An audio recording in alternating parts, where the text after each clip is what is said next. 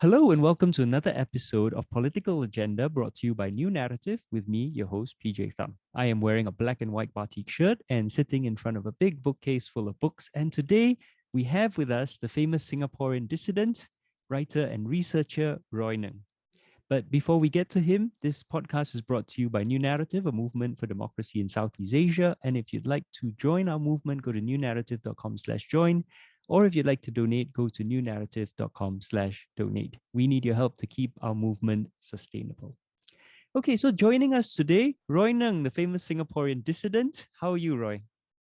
I'm good. I'm in Taiwan right now. It's actually quite cold today.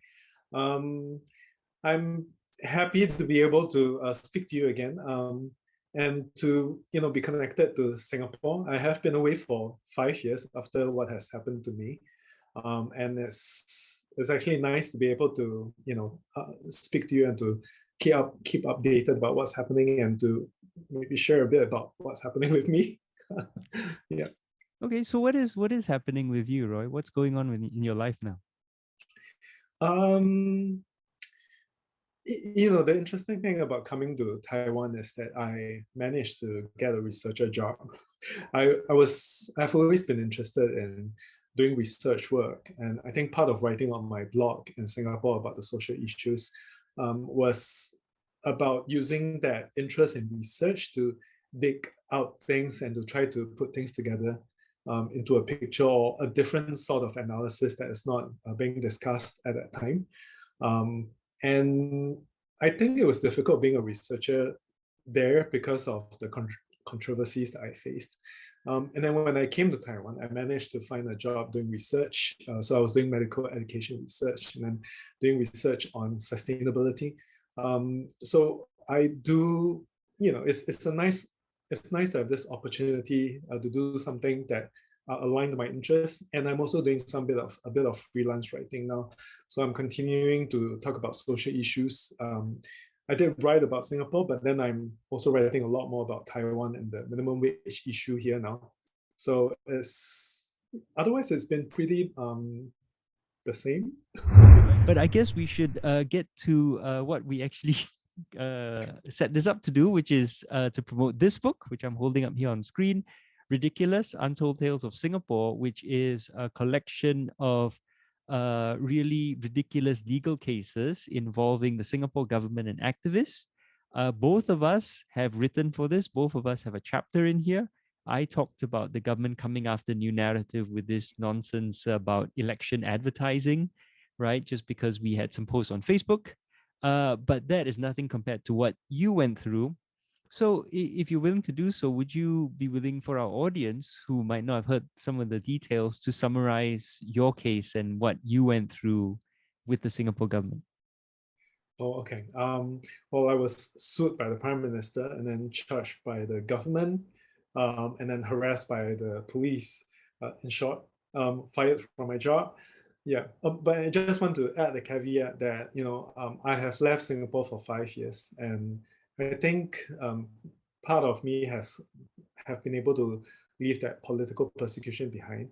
I think what is, even though I got sued and it felt like it was really harsh.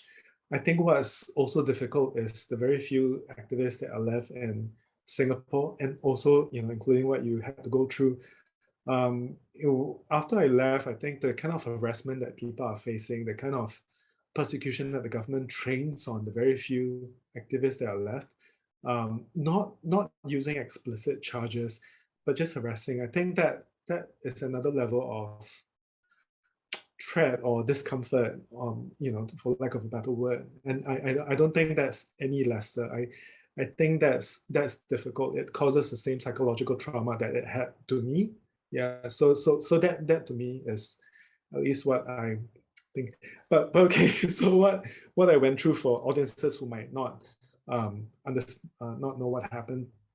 I think I started writing a blog in 2012, My Hard Truths, and I had been writing at that time on the social issues on Singapore, on the wage issue, social protection issue. Those are my main concerns because I've always felt that it is necessary for society to have the basic protection of citizens in order for them to be able to function adequately so that they can then be happy. And you were Like, working for Tan Tock Seng Hospital at the time yes, yeah.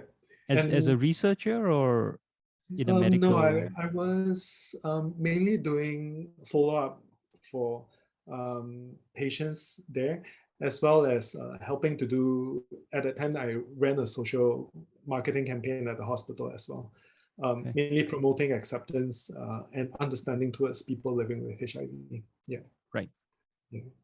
So, well, eventually I wrote an article where I discussed about the pension funds and how they are used by the government investment firms, and how, so I did a inappropriate comparison, Hmm. which led to the Prime Minister suing me for defamation.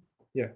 I think for me though, what has, so after I got sued, uh, I was told to apologize, and I was told to remove my articles, which I did. But I wanted to keep writing because I felt that this was a good opportunity to allow my articles to continue to be read and be seen. So I continued writing on the pension issue. And I think that and I also continued to protest. So eventually the government decided to charge me for protesting, and the defamation suit also went ahead, and the Prime Minister decided to sue me after that. And I was also told to leave my job. To me, that's political as well, because when the Ministry of Health released a press statement, they also said that they also alluded to the inappropriate behavior as part of the defamation suit. So yeah, but all the while, up until the 2015 election, I continued writing, I continued protesting, because I felt that if people only knew that they could have better policies in terms of wage policies, social protection policies, similar to other advanced countries, if they could have the facts, that they would vote a government or a party that would, do that for them, that would enact protection policies that would be adequate. So I kept going. So there was that rush there to keep writing. But then eventually when the election happened, and I ran for it, and I failed terribly. I ran against the Prime Minister's constituency, and then I only got 20%. I think the lowest winning margin at that point. Um, and that was when that hope, that loss of hope came, and that was when that disempowerment, that feeling that I wasn't, that what have I been doing all this while.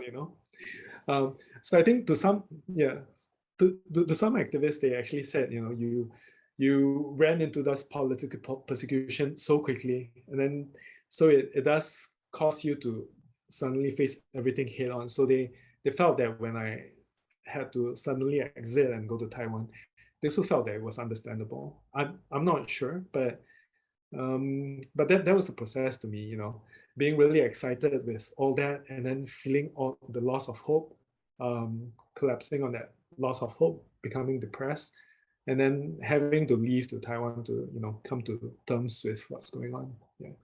Okay. Thank you for that. And I think there's some interesting things there that I want to pick up on. The first is the court case, because you weren't actually allowed to defend yourself, right? If I remember correctly, there was you submitted a reasoned argument, and it was just dismissed, something like that. Oh yes, sorry. Please ask me about the details, because I don't fully. So I had to submit an affidavit at one point to try to argue my case before the judgment was made. So the article that I was sued for, the basis of the argument was that the pension funds in Singapore were being invested in the government investment firms. And at that time, based on the information available on the government websites before they were changed, the Singapore Central Provident Funds, CPF, pension funds are invested in the GIC and Temasek holdings. They have since said that the CPF is not invested in the Temasek holdings. And they've always repeated that it is not directly invested in the GIC, that the CPF funds are invested in the bonds and then the reserves and then the GIC, so that there's no connection. Well, of course, you could make that argument, but it is a bit unethical, I would say, to make that kind of argument when the pension funds are inadequate, when they are making only 2.5 to 4% basic interest and up to 6% only on a small amount of the funds. And there are still a proportion of Singaporeans who are not able to retire. Based on the latest data provided by the government, the CPF only pays out, I think, a median payout of, if I'm not wrong, about 500 or 600. And that is still a median payout for those who take their CPF out above 65. But that per month? Yeah, per month. Yeah, I do. Should I try to check the exact amount? So it's, I think no, it's okay. We will just assume we don't have the exact numbers. We're more interested in your case. And the government, changes these numbers all the time.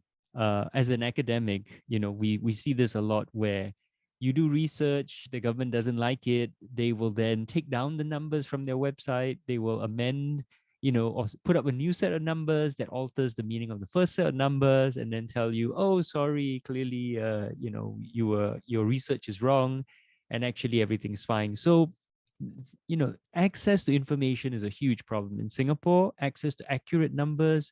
I've made the point in one of my videos that we simply do not have independently verifiable numbers about a lot of things that Singapore does. We can only use government numbers, and the government we have to accept those numbers on faith, right? And then the government will give those numbers to like the World Bank or the UN or IMF or whatever, and then cite those other authorities when actually those numbers come from the Singapore government. So it's very difficult to do any sort of research on Singapore with independently independently verifiable numbers. Yeah. But I think what I'm asking is the case. It feels like that there was a miscarriage of justice because you submitted this affidavit, but you weren't given the chance to defend yourself. The case was just the justice just ruled in favor of the Prime Minister.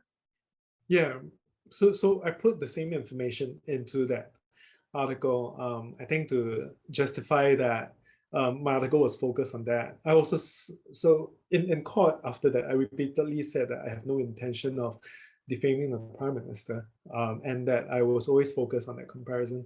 So I think part of the reason why I included the affidavit, because I wanted people to know that that was the main issue that I was making about how the pension funds are invested. And I think the defamation law in Singapore is very specific though.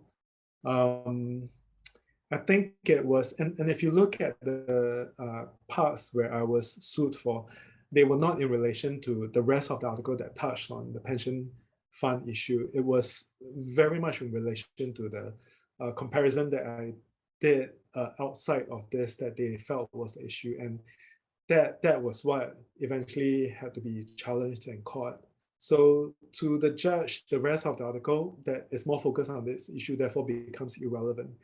I think, right, of course, I see. Yeah, I think that it's also well understood that defamation laws in Singapore are written and interpreted in a way which allows any sort of even potential harm to be regarded as harm. And that's my layman. I'm not a lawyer, but I think that given how defamation laws in Singapore have been used over the decades to silence and intimidate activists and people who disagree with the government, I don't think anyone would be very surprised. And I don't think it'd be inaccurate to say that in general, laws written by the PAP tend to favor the PAP. They're the ones who write the laws. The courts don't have the ability to decide whether laws are ethical or moral. They simply enforce the laws. And that's a big part of the problem, the setup in Singapore. Yeah. Can I then ask, okay, so you submit this affidavit, which lays out your argument, showing that actually your argument is about these facts, and they dismiss it because it's irrelevant, because strictly under the law, it's actually the way the law is written, it's irrelevant. So then we go to the hearing for the damages, and you get to cross-examine Hsien Loong for 6 hours, Yeah. right? And you actually listed out all the facts that you put in your article and asked them whether they were inaccurate. And he actually said, no, they're not inaccurate. They're factually correct. Yeah, let me try to remember. Yes, I think some of the questions I asked at that point was, are you the prime minister and are you the head of the GIC? So is that a fact? Because I had to, that specific portion where I was sued for, there was some information about these. So I had to clarify that all that I mentioned, how the CPF is invested in the GIC, that's a fact. By way of that routing, that his position in the GIC. So yeah, all that aside from just a particular two-word phrase was actually the key issue.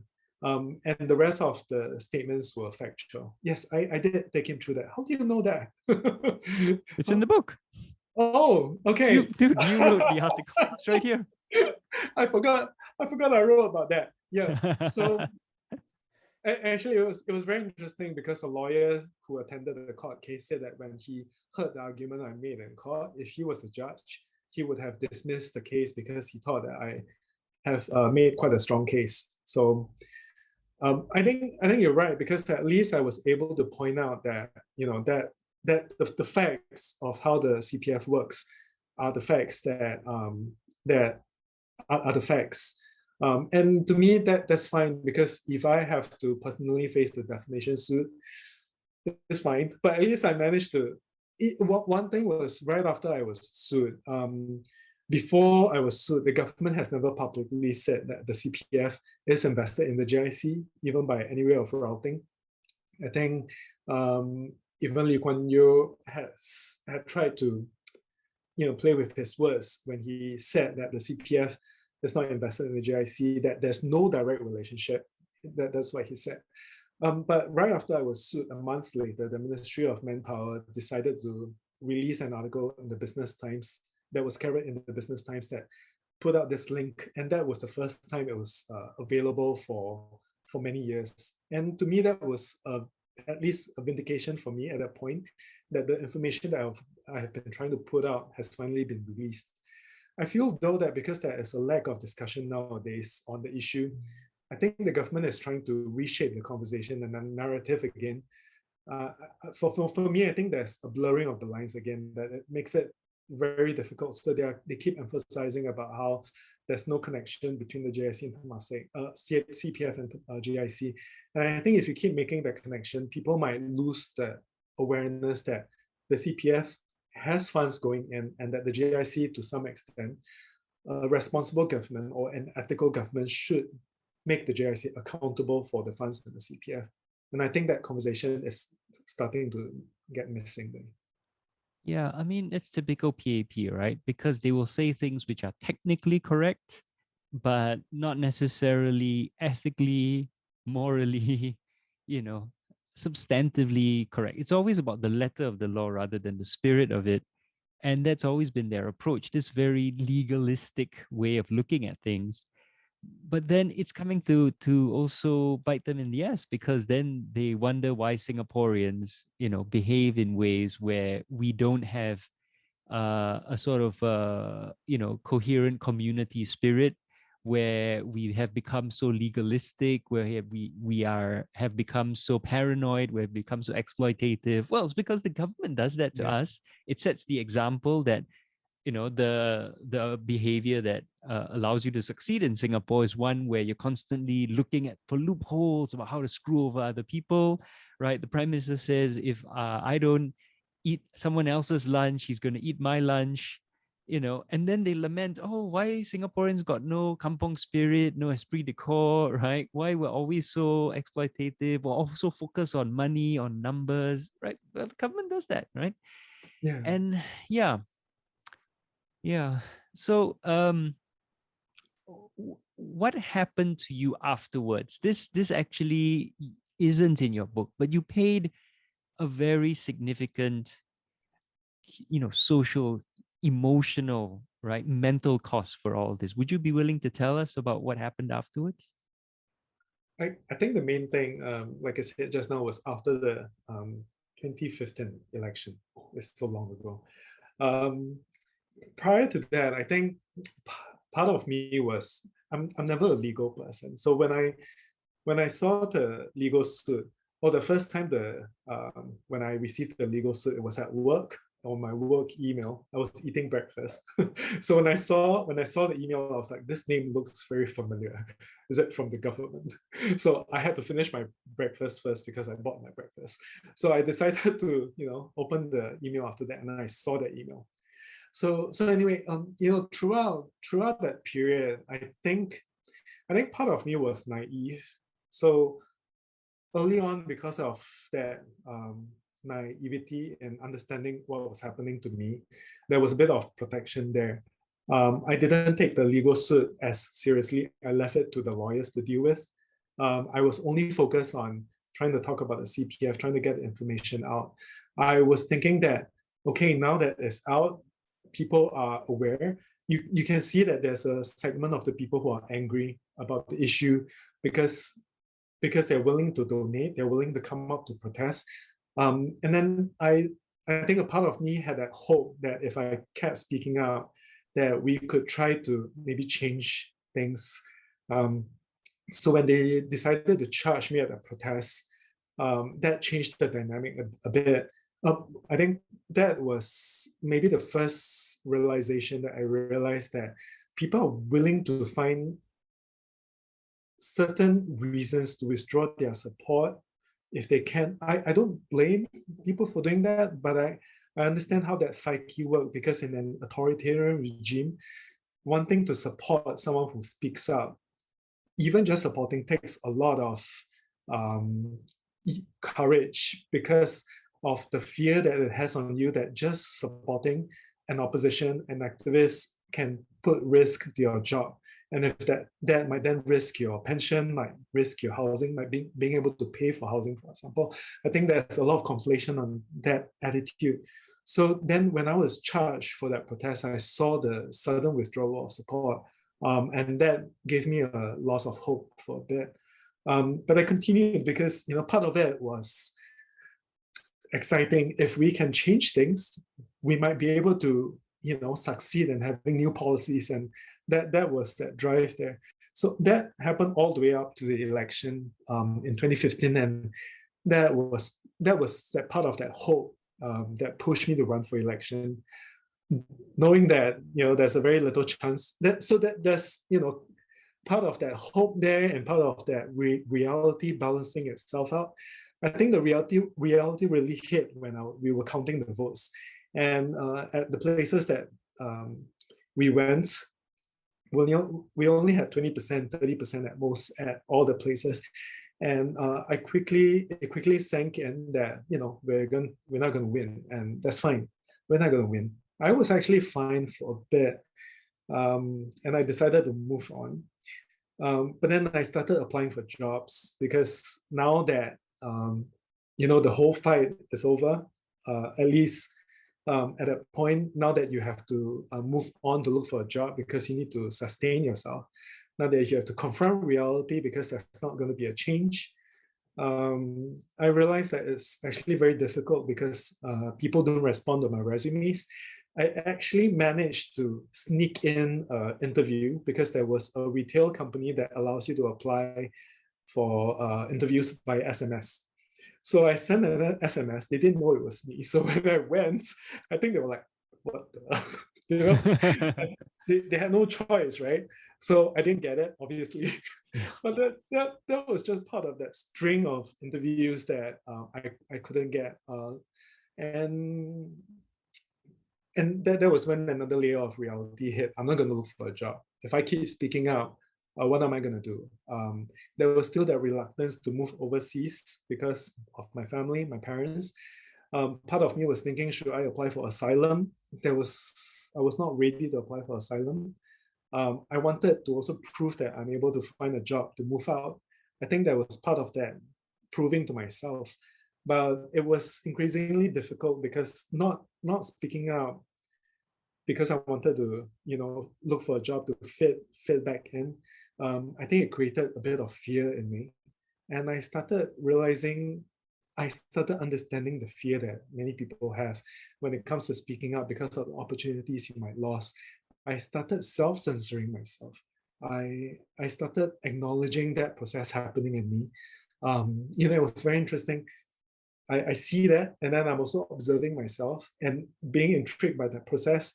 But at the same time, going through that process of depression, where I know I can't look for a job, where I'm slowly feeling so disempowered, so hopeless that I also see myself fall into a sense of helplessness, of not knowing how to respond. It even became a challenge to write cover letters, to look for jobs, because how do you frame yourself in a positive way? And I had an interview for Australia at that time, finally, and I felt that pressure to speak proper English, to try to frame myself in such a proper way, because I was so desperate to get a job, to be able to move out. So that was a few months. That was, I think, about maybe May or June after the election. So there was more than half a year. So it was a whole process of accepting that loss, going into that process of acceptance that maybe I should tone down.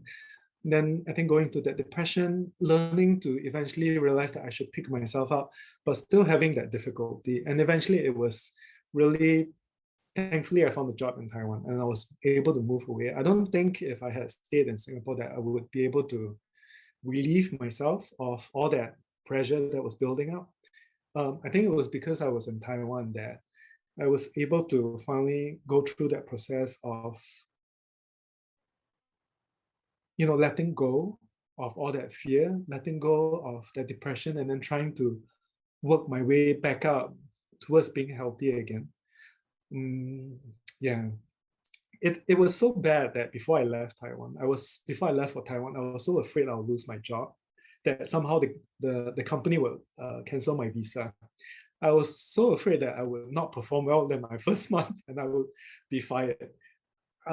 There was all that happening because of that fear of what had happened to me. I even consulted an activist who was overseas at the time, and I was telling him about all these fears I had. I wanted to know if they were normal. Thankfully, he experienced the same things. He experienced the same thing where, he felt that he might, you want to protect that job, you want to protect that stability. And it took really a year or two. So even when I was in Taiwan, there was that fear that, someone might be following me. Even going online, there was that difficulty. I don't think I was writing a lot until maybe a year or two in after Taiwan that I began to be more comfortable writing. There was always that struggle there, that fear. There also an activist came from Singapore, and then she wanted to speak to me, and then she said that she could see some semblance of PSD, post-traumatic disorder. I didn't recognize it because I think I think perhaps a part of me was trying to cope and to tell myself that I'm normal. I'm not normal in the sense that I'm able to function adequately while trying to readjust to the whole environment. So I don't think I'm always aware to that whole process of what's happening. And I think it's important for people to know this, because just because you're an activist, just because you look like you are brave enough to go out to speak, I think people attach the idea that, they are brave because they are the only ones willing to speak up. But there's a lot of trauma that goes through what you have to face.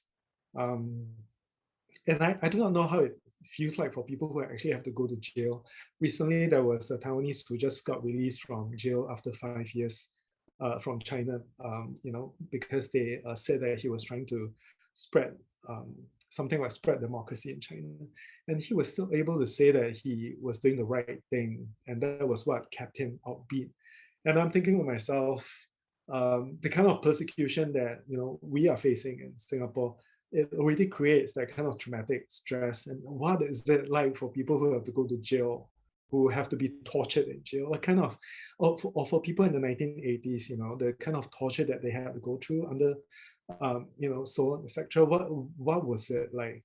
And then you understand that if there are traumatic experiences that creates long-lasting psychological difficulties, it is normal.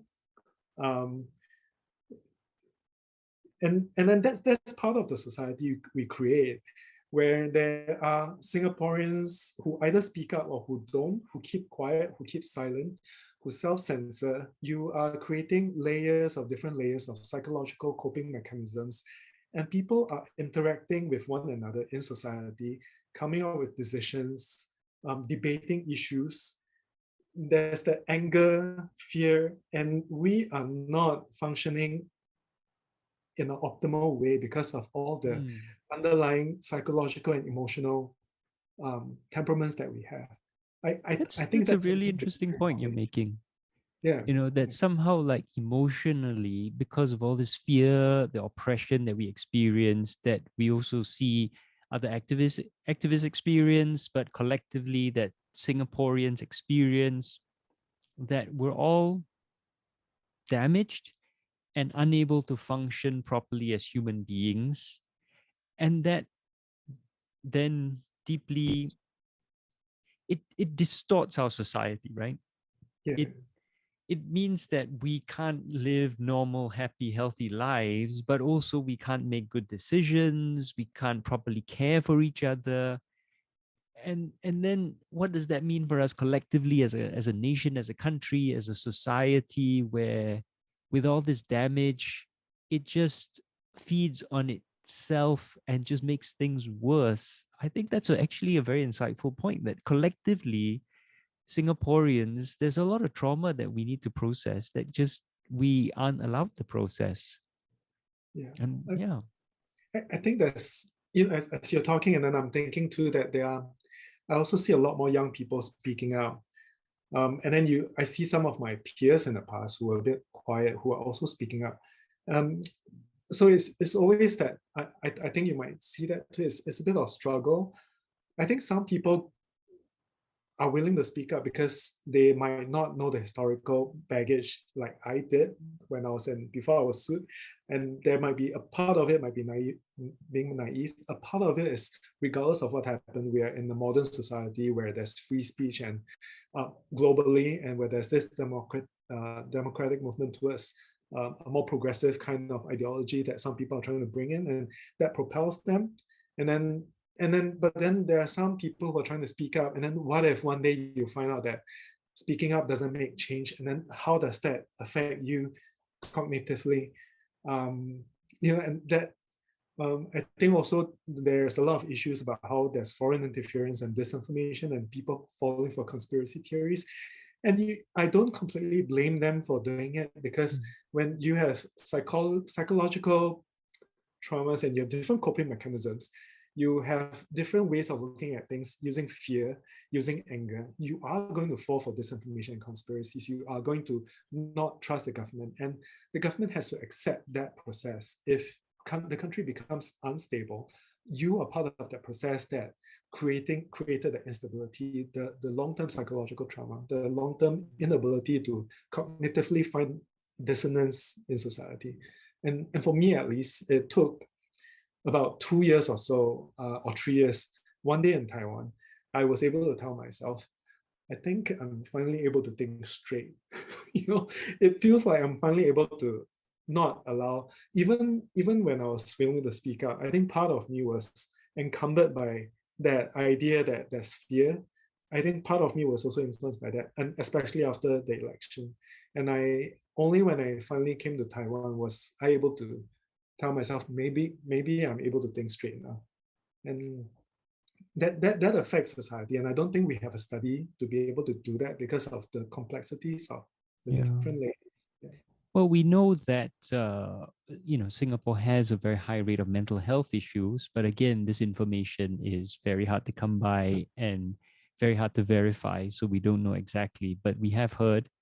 And anecdotally during the pandemic, we saw a lot of strange cases. Earlier this year, there's been so many random knife and parang attacks and things like that, and it's very scary how everyone just seems at the end of their tether, whether it's on the verge of anger, on the verge of despair, but collectively we all feel so exhausted and angry and helpless. Um, and yeah, it is very worrying. Yeah. But I am so glad that you are better, that you're doing well, that you found a place for yourself, not just physically, but that you have found meaning and that you found connection in Taiwan.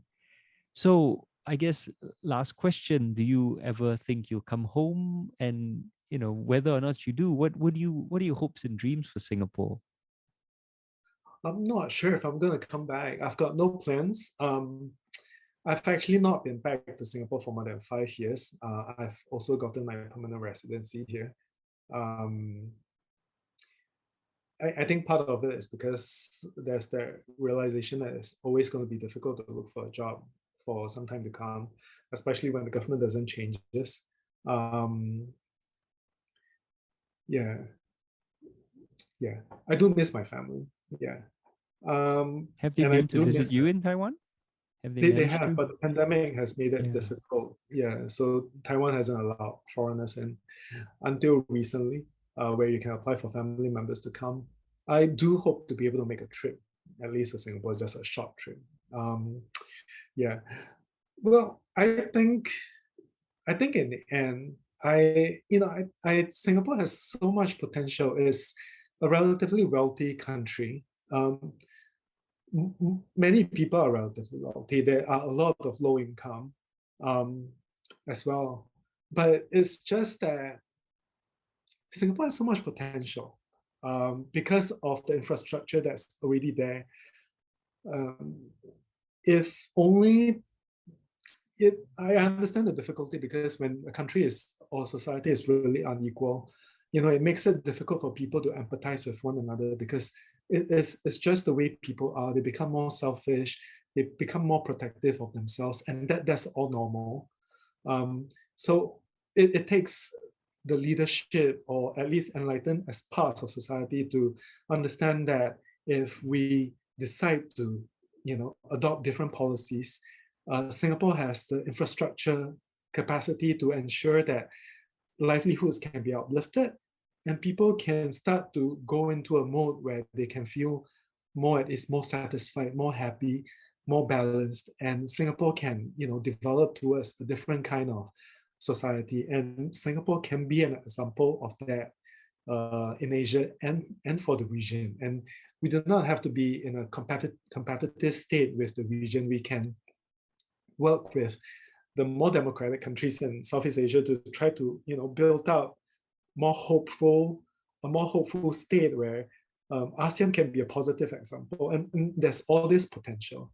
And then it's just very sad that the government doesn't want to do this out of fear, out of protection for their own power or other interests. I think that with each leadership power,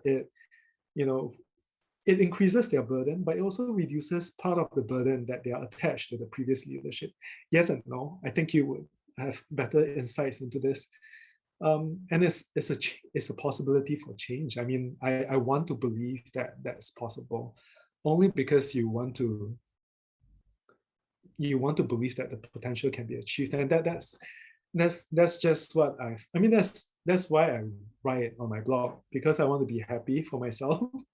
And I realized that if policies change, I can be happy because everyone else is happy if the society is at ease and at peace with one another. And that is what I've always wanted.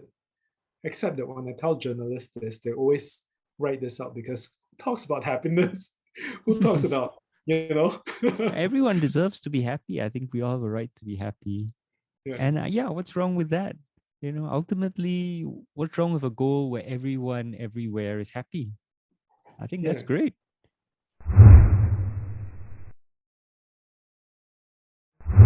And so. the Taiwanese government aren't like accusing you of being a foreign influence or something like that? No, I think the government has said before that they do want to protect. I mean, Taiwan is a democracy, and they would protect the freedom of right to freedom of speech to speak up to rights. In fact, I think there was news today that more than 20 independent international outlets have moved to Taiwan so they have left Hong Kong to come to Taiwan. So it's a testament to the free space that you have in Taiwan to be able to speak up. I think the administrative struggles of basing in Taiwan is another issue. But at least that there's that space, there's that respect for this cause. And in some aspects where there is maturity in that discussion in Taiwan, you can see quite healthy debate. Some issues though, like the death penalty, I think it is still a struggle to be able to debate on that in Taiwan because I think the way human rights work in Taiwan is that there are some parts that are evolving a lot quicker, and some parts like labor rights, migrant rights, and the death penalty, where the conversation has not evolved as fast. So it's actually very interesting coming from Singapore, where you are not you're told not to speak up, and so when issues and debates happen, they happen within small groups that are just pushing that issue. But then you come to Taiwan and you realize that that kind of democratic movement, that kind of human rights debate, they are happening on different levels. And you see the evolution, you're part of the evolution, and you understand how Singapore could be if it starts democratizing, and there are different competitive narratives to how that democracy can push different ideas. Yeah. Yeah, I mean, Taiwan, I think it contradicts two important arguments of the PAP why they clamped down. The first is that freedom of speech or democracy is not Asian somehow, right? It's not for us in the East. And the second is that freedom of speech and democracy would somehow lead to the country fracturing. It would lead to ethnic strife or religious strife or some sort of vague idea of everything falling apart without a firm authoritarian hand. So, in your experience, Taiwan, how does it respond to these two arguments of the PAP? I think that's exactly it. I was thinking, because I've been writing about all these wage issues, so I do think to myself, does the Taiwanese government read my articles? I understand from someone else that the government knows of the articles. I have also briefly spoken to some of the people in government when I attend protests where the government representatives from the government and the ruling party attends as well, because they do speak out in protests as part of their right to participate in protests, and as knowing that protest is part of democracy. And a lot of the people from the ruling party also emerged from protests as well. So it's part of that organic process for them. But I think the other thing is, I also realized that because I write on the minimum wage issue, it's not something that the government in Taiwan likes to touch on too much. I think partly because of the pressure that they may face from businesses, and perhaps partly in part of due to the funding that are coming from businesses. But I'm still able to write. They are not going to clamp down, or they are not going to stop me from writing. Though they do use some similar tactics in terms of when I was writing on article on civil servant salary, I found there's no public data on the average salary, but I found the data from, I think, 2006 and 7. So after I wrote about it, the document was removed. But then I was not, I think in part because it might be an old document, or in part because there might be other data that contradicts it, I'm not sure. But the government isn't going to say they are going to clamp down on you. So at least the government allows that healthy debate. Whether they respond to what you write, that's another matter. And then to me, the Taiwan economic development is not that different from Singapore's economic development. So when you look at how Taiwan does it, you think to yourself that the Singapore government can allow free speech as well, right? Whether they want to acknowledge it, what you write, they can do the same thing as Taiwan, you know. But I think, and it's not that Taiwan's government is, how should I say, the articles I'm writing, a lot of it tries to push for greater labor rights, more income inequality. And Taiwan also faces similar challenges where it is actually very unequal compared to advanced countries. It is one of the more unequal countries. Of course, there are more unequal countries like the US, UK, Singapore. So there are challenges in that when you're writing all this, the government does not want to tackle these issues yet because it is difficult to tackle them. So you see that the government has the same agendas in that sense, where they are influenced by businesses, where they are resistant towards changing some policies. But in terms of how they allow you to speak up or how they respond to it is different. So just looking at Taiwan, you realize that Singapore can do the same. It's just a matter of changing that perspective and not being scared that such conversations will make it unstable.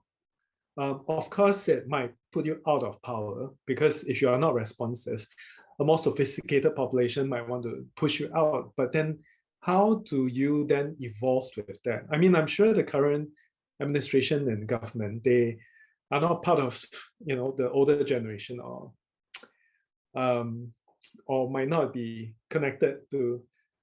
explicitly connected to certain entities. And there might be some space there to understand that wanting to preserve your power requires you to also move towards some progressivity. So how do you evolve with that understanding, knowing that there are countries like Japan, Korea, Taiwan that have similar histories to some extent, and culture are able to do it? How do you try to match that? Yeah, that's at least what I'm seeing from Taiwan, and how I think Singapore can replicate part of it, but they're not doing it. And I think it's just such a massive pity because I see the potential that Singapore has. Yeah. Right. Let me give one or two obvious. Well, okay. So one thing that people might say is, well, Singapore needs to be authoritarian because we're surrounded by enemies. But of course, Taiwan is surrounded by maybe the most dangerous country. I mean, it's not surrounded; it's next to. And China, has quite openly stated its desire to reconquer Taiwan, reunify, and yet Taiwan can be a free democracy with freedom of speech and expression. But another counter argument might be, oh, hey, Taiwan is all Chinese, so it doesn't have this religious or ethnic issue. But what is that like? Because I know there is a significant sort of what's the right word? Native population in Taiwan, and there's tensions with the Han Chinese. So does that freedom of expression impact both sides? Does it enhance that dialogue? Does it make it more difficult to resolve issues? What's your experience? I think it might be easier coming from my perspective as a foreigner, rather than I think what's interesting for me over the last few years is when I first came to Taiwan, the government, there was just a transition of the government towards the current DPP ruling party, and they are more willing to accept foreigners, in part because they realize that they need more foreigners to help fill certain positions. So their policies are somewhat more liberal in that extent when it comes to foreigners. But you also see a similar reaction from the population where they are trying to negotiate with understanding that there are more foreigners coming. And then at the same time, due to the pressure from China, you are also seeing how people are becoming a bit more defensive out of that fear. I think it's a bit complicated. At least the way I understand it is the Taiwan government is being more assertive At the same time, the Chinese government is being more assertive. And Taiwanese realize that they no longer need to be feel disempowered or feel marginalized. They can feel empowered because the government is taking the lead. But how do you work towards that empowerment while the basis of where the empowerment is arising from is a history of feeling oppressed, a history of feeling that you are attacked from China, a feeling of that vulnerability. And then from that layer, you have to have the empowerment. And I think it's a struggle of how people are trying to make sense of feeling disempowered and then trying to regain that control at the same time. And then you see how that affects how they respond to people. Because then that sense of nationality, that sense of me being a Taiwanese and asserting the identity becomes stronger. And yet at the same time, you have to negotiate with foreigners to come in, and you have to assert that identity. I think it's a bit like, it's a different case for Singaporeans. Mm-hmm. For Singaporeans, when there was an influx of migrants, I think people feel that it took away their economic opportunities. Of course, the main issue here is that the government has not enacted proper policies to ensure proper wage protection and labor protection for both citizens and migrants. Yes. But because there was no equal protection or for everyone, it created that feeling that Singaporeans are not being protected. It created that sense of nationalism. It created that sense that Singaporeans have to oppose the foreigner as a reaction to protecting themselves. You see something like that happening in Taiwan for different reasons, because of that attack from China, from the threat from China. I think what therefore I sense here is that conversation is going. The media does respond to that. So if foreigners on Twitter, for example, they speak out about how they are misrepresented, or it does get reported. So this goes up. That conversation can be had. It's not something that is controlled or something that's limited. But what's interesting too is how then do we talk about the underlying issues that cause people to react? I think that's something that is not being discussed, not understood, not acknowledged, because it's such a new issue. I think for me, that could be the similarities I see when I was in Singapore and when I'm here now. How do we see an issue arising, acknowledge it as fast as we can, and then look at what the underlying drivers are to try to address them and to resolve them? I mean, as someone who looks at society, this is what I like to look at. And when I see that's not being responded, then it means that the conversation that goes on will be a bit more on the surface level before it's finally addressed. And that means that sometimes discriminatory discussions or defensive rhetoric can be pushed before it's managed, Yeah. I mean, in Singapore, it feels so brittle, that everything is so defensive, the government's so defensive, everything is somehow dangerous. Any sort of discussion that disagrees with them is a threat. And it's just very refreshing to hear you describe Taiwan and your experience there. I guess, to be fair though, is there anything now that you've been in Taiwan that you think Singapore actually does better, or that we should be really proud of from your perspective?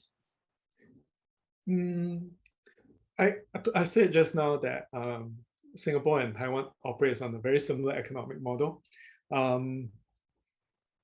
I realized, so before I came to Taiwan, I actually did some research. So I saw that Taiwan has the national health insurance, Taiwan has unemployment benefits, Taiwan has pension scheme, and the coverage of the unemployment benefits was 60% of the previous employment income.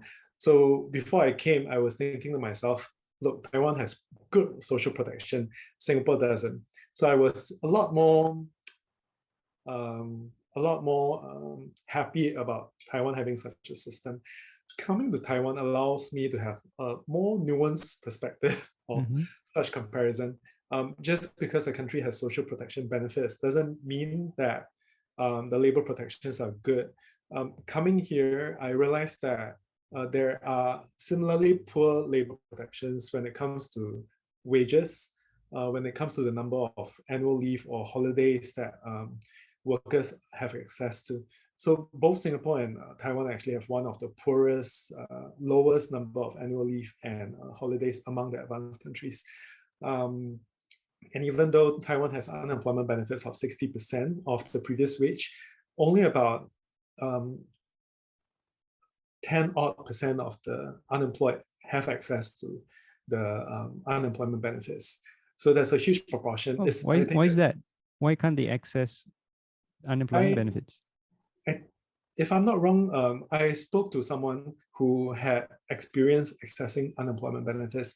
Her point of view was that it's difficult to assess because when you are let go off from your job, you need to be able to, I don't have the exact terminology and the exact, but you need to be let go of. You cannot resign, for example. Right. I'm not sure the complexities, so I might be a bit wrong here. Yeah, I can also imagine scenarios where you have to prove your salary through how much tax you pay and things like that. And then in Taiwan, I imagine there's probably a significant informal economy. So people who work in a cash economy, probably unable to access benefits. I think those are common problems around the world. It's also tricky because you have to, so the technique that the person told me was that you cannot apply for unemployment benefits at the end of 6 months. You have to make sure that it doesn't lapse and then you're able to extend it. Because once it lapses, it becomes a bit more complicated. So I think it's something with the legalities of the systems that I actually have not explored. Yeah. But then it helps me understand that Taiwan and Singapore has actually very similar economic systems. The only difference is one is a democracy, the other is not. And you're able to speak up and you're not persecuted. The government might ignore you, but there's that space there. It allows that conversation to go out. Some people might hear it. Some people might allow that discussion to be taken on. So that's the difference. But so just comparing the two economies being, I think, because if you look at other advanced countries, most of the advanced countries, including South Korea, they take a wage-led model, especially if you just compare Taiwan with other emerging economies in Eastern Europe. Their wage increases are one of the fastest. So Taiwan and Singapore are unique, and together with the United States, and I think perhaps Israel, they tend to depress their wages as a way to thinking that this will help grow profits. I think the problem, though, when Taiwan adopts such a model is, at least from my perspective, Singapore pursues finance industry, which allows wages at a certain extreme to be pulled out. It therefore distorts the whole model where there are a huge pool of low-wage workers and a huge pool of high-wage workers, and it pulls up wages in between.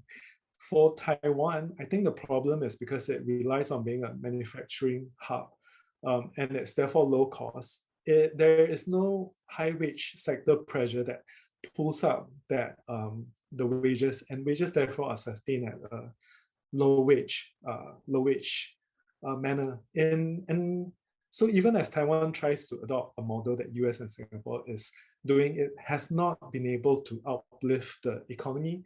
It has not been able to use inequality to pull up the economy.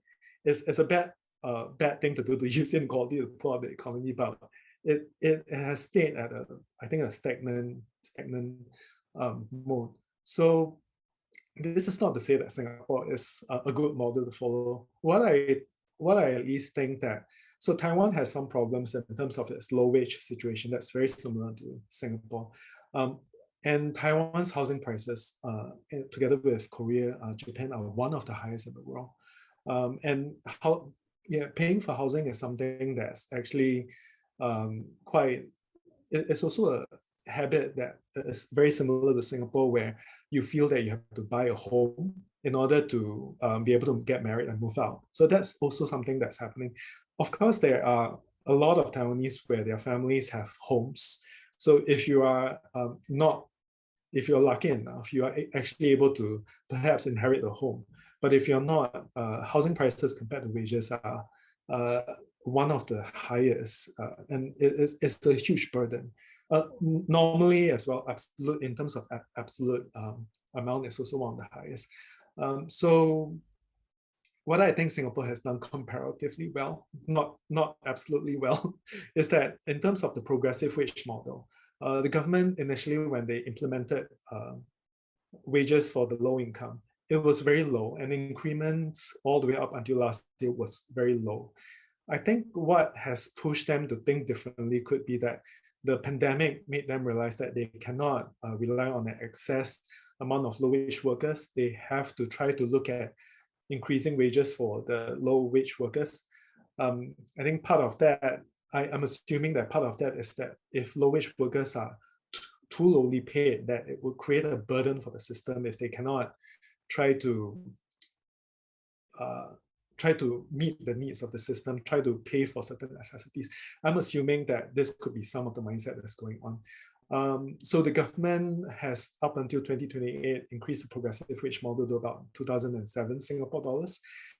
So this is good, but what is bad is that 2007 is actually what is needed today, based on some calculations done by the academics who have been studying the living wage. What's enough.sg, right? Yeah. Yes. So if we are looking at 2028, what we might need is actually 3005 or 3008 as a minimum salary. But then when you look at Taiwan, the government doesn't have that same push. The wages are low, but they do not have that same realization that they need to increase wages the same way Singapore finally awoken to the problem. I think part of the problem was because Taiwan managed the COVID-19 pandemic too well at the start. It did not create a disruption that forced the business owners and the government to relook at why the economy, such a low wage and unequal economy, can be a problem, the same way that it has forced the government in Singapore to look at the problem. Another thing that, just comparing Taiwan and Singapore, I'm not saying Singapore is doing a good job, because housing prices are high in Singapore, even when you look at HDB flats. But then when I come to Taiwan, and housing prices are significantly much higher, so the house I'm staying in right now, if you are to buy a house like that, it could cost you 800,000 Singapore dollars or $1 million Singapore dollars. And this could be something that's considered normal for you to pay. For Singapore, average public housing prices could be about 400, 500,000. That's actually high when you compare with other advanced countries, especially when it comes to public housing, especially when it comes to a house where you only have a 99-year lease, especially when you do not own the land. All this means that the housing prices are high. But comparing two situations where they're equally bad, you realize that the government in Singapore, they try to at least control the prices every few years, because they know the risk that it can do to their power and instability. The Taiwanese government has not realized that. And I expect a housing bubble to happen at some point. But then they are able to somehow manage it. So having said that, it's not that the Singapore model is good. It just means that they know how to play with that risk, that they, or to just manage that keep Singaporeans at a wage that's low enough, pay housing prices that's high enough, that keeps them at a state where they are in constant need of not speaking out too much to disrupt the system. Right. Yeah. I think just specifically on housing prices, I understand Tokyo has managed to increase its the number of houses or sort of housing stock by a third over the last 20 years without significant increases in prices through different policies and expansion of redevelopment and things like that. So I think there are other models out there. But I just want to say this is fascinating, because this podcast was supposed to be about just catching up with you, and then promoting a book. And then next thing I know, we're talking about comparative economic policies of Singapore and Taiwan, social welfare models, housing models. And it's really fascinating because I don't know anything about Taiwan. And I think a lot of Singaporeans will be very interested. We compare ourselves to Hong Kong and Taiwan, and Taiwan just seems to be doing so much better than we are right now. But you've brought a lot of nuance into that, to that conversation. So yeah, thank you for that. Yeah. Okay. Well, on that note, thank you so much, Roy. Thank you for coming on the show. Thank you for your time. I'm so happy to know that you are well, that you've put this past you, that you're doing well in Taiwan. So all the best to you. So thank you again for coming on the show. Oh, thank you. And By the way, I do not hate Hsien Loong. Just to there's many people think I hate him. I don't. I don't. But does the government need to go? Yes, it does. Oh yeah. And the book is called Ridiculous, Untold Tales of Singapore. And you can get it at any good bookstore. It's published by Function 8. So do go and get a copy and read it. And it will be a real education about how the Singapore government uses the law to really oppress activists. So thank you very much, Roy, for coming on the show. Thank you to all of you for listening. And as always, remember, if you've enjoyed this podcast, please do join New Narrative as a member at newnarrative.com/join, or you can donate at newnarrative.com/donate. We're a movement for democracy in Southeast Asia, and we need your help to stay independent and sustainable. Okay, so thank you very much, everyone, and see you next time. Bye. Thanks for watching. If you'd like to learn more about New Narrative, please check out this playlist up here. And if you'd like to watch episodes of Political Agenda, please check out this playlist down here. Thank you very much, and please help keep New Narrative sustainable and independent by joining as a member at newnarrative.com/join. Thank you.